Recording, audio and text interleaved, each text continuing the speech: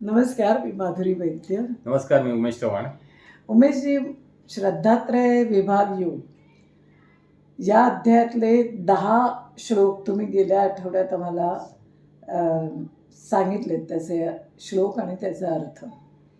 आता या भागामध्ये आपण 11व्या श्लोकापासून सुरुवात करणार आहोत. तर त्यातला एक 14वा श्लोक आहे, तो आहे देवद्विज गुरुप्राज्ञ पूजनम शौचमार्जवम ब्रह्मचर्यम अहिंसा च शारीरन तप उच्यते. यामध्ये परमेश्वर म्हणतात की, म्हणजे मला जो अर्थ समजला आहे त्याप्रमाणे, की देवाची, गुरुची, ब्राह्मणाची आणि अत्यंत शुद्ध अंतःकरणाने जो सतत पूजा करतो, ब्रह्मचर्य पाळतो आणि त्याचप्रमाणे अहिंसा ज्याला तो मान्यता देतो त्याप्रमाणे वागतो, तो मनुष्य शारीरिक तप करतो, असं परमेश्वरांनी सांगितलं आहे. पण आपण आत्तापर्यंत पाहिलेलंच आहे की परमेश्वरापर्यंत जाण्याचा जो मार्ग आहे तो अत्यंत कठीण असा मार्ग आहे आणि तो सगळ्यांनाच सापडत नाही.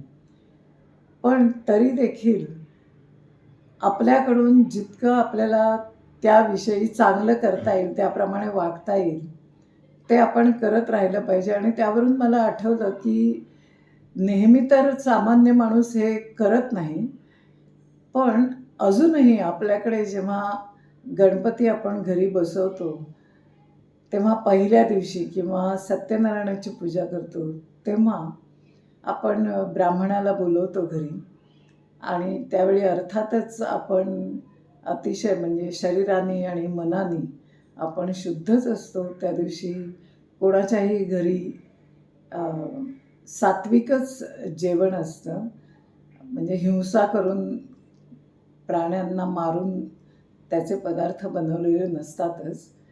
आणि जेव्हा गुरुजी येतात, म्हणजे ब्राह्मण येतात, तेव्हा ते आपल्याला सांगतात की तुम्ही आधी घरच्या देवांना आणि गुरूंना, गुरु म्हणजे आपल्या घरामध्ये आपले आई वडील हेच आपले गुरु असतात, आणि गुरु आणि परमेश्वराचा संबंध जो आहे तो इतका दृढ आहे की जर तुम्ही आपल्या गुरुच्या मनामध्ये स्थान मिळवू शकलात तर निश्चितपणे तुम्ही परमेश्वरापर्यंत जाण्याचा स्वतःचा मार्ग सुकर करता.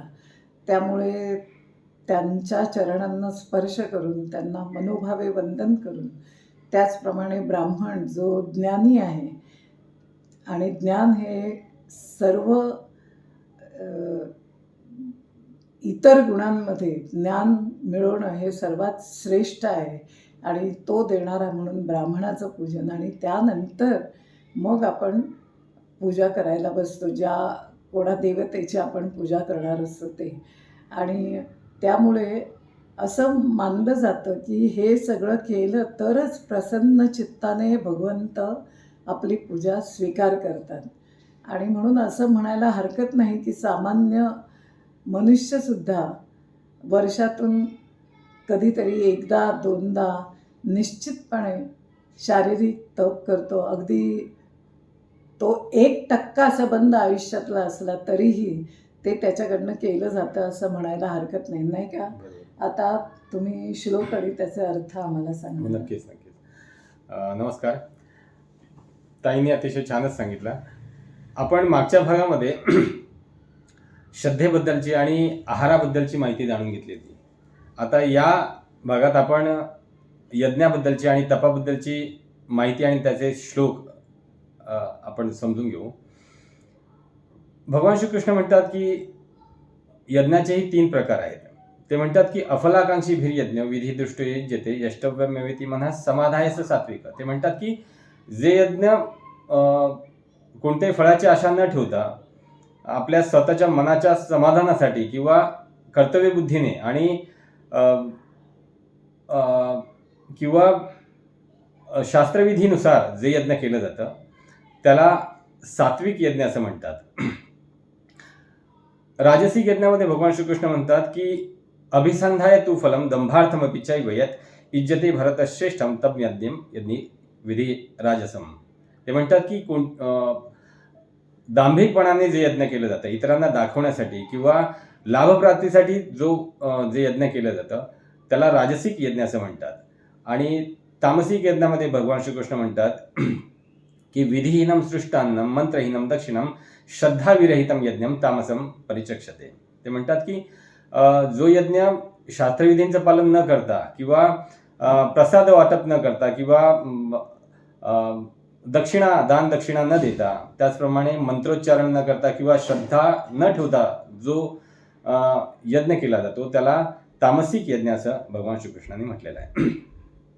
तपाचेही 6 प्रकार भगवान श्रीकृष्णांनी सांगितलेले आहेत. या तपांमध्ये मगाशी ताईंनी सांगितल्याप्रमाणे शारीरिक तप आलं, त्यानंतर वाणीचं तप आलं, त्यानंतर मानसिक तप, त्याचप्रमाणे सात्विक, राजसिक आणि तामसिक असे 6 प्रकार भगवान श्रीकृष्णांनी सांगितलेले आहेत. शारीरिक तपामध्ये भगवान श्रीकृष्ण म्हणतात की देवद्विज गुरुप्राज्ञा पूजनम शौचमार्जवम ब्रह्मचर्य अहिंसाच शारीरम तप उच्यते. म्हणजे देवदेवता, ब्राह्मण किंवा आध्यात्मिक गुरु किंवा माता पिता यांची पूजा करणं, त्याचप्रमाणे अंतर्बाह्य शुद्धता म्हणजे पावित्रता, त्याचप्रमाणे सरळपणा, ब्रह्मचर्य आणि अहिंसा हे देखील शारीरिक तपच आहे. वाणीचं तप म्हणजे चांगलं बोलणं, योग्य बोलणं, सत्य बोलणं किंवा इतरांच्या हिताचं बोलणं, त्याचप्रमाणे वेदपठण आणि नामजप हे देखील वाणीचं तप आहे. मानसिक तपामध्ये भगवान श्रीकृष्ण म्हणतात की मनप्रसाद सौम्यत्वम मौनमात्मविनिग्रह भावसंशुद्धिरित्येत तप्पो मानस मुच्यते. ते म्हणतात की मनाचं समाधान किंवा मनाची प्रसन्नता, शांत भाव, सरळ भाव, गांभीर्य आणि भावशुद्धी किंवा आत्मसंयम हे मानसिक तप आहे. पुढे भगवान श्रीकृष्ण म्हणतात की कोणत्याही फळाची आशा न ठेवता केवळ परमेश्वरासाठी श्रद्धेने केले गेलेल्या या 3 प्रकारच्या तपांना सात्विक तप असं म्हटलेलं आहे. राजसिक तपामध्ये भगवान श्रीकृष्ण म्हणतात की सत्कारमान पूजार्थम तपोदंभेन चैव यत् क्रियते तद्दिह प्रोक्तम राजसम चलमध्रुवम. ते म्हणतात की सत्कार, मानपान, पूजा व्हावी यासाठी दांभिकपणाने किंवा इतरांना दाखवण्यासाठी जे तप केलं जातं त्याला राजसिक तप असं म्हणतात. आणि शेवटी तामसिक तपाबद्दल भगवान श्रीकृष्ण म्हणतात की मूढ ग्रायणात्मनो यत् पीडया क्रियते तपः परस्योत साधनार्थम वा तत्तामस मुदावृतम. ते म्हणतात की कोणत्याही म्हणजे मूढ ग्रायणात्मनो म्हणजे मूर्खतापूर्वक किंवा इतरांना त्रास देण्याच्या उद्देशाने किंवा विनाशाच्या उद्देशाने आपली काया, वाचा, मन यांना कष्ट देऊन जे तप केलं जातं त्याला तामसिक तप असं भगवान श्रीकृष्णांनी म्हटलेलं आहे. आज आपण या भागामध्ये यज्ञ आणि तपाबद्दलची माहिती जाणून घेतली. आता या पुढील भागामध्ये आपण उरलेलं म्हणजे दानाबद्दलची आणि ओम, तत् आणि सत या 3 शब्दांबद्दलची माहिती जी भगवान श्रीकृष्णाने आपल्याला सांगितलेली आहे ती आपण सादर करणार आहोत. तर आता आपले खूप खूप आभार उमेशजी, आणि पुन्हा भेटूया. व्हिडिओ आवडला तर लाईक करा, शेअर करा, सबस्क्राईब करायला विसरू नका. नमस्कार. नमस्कार.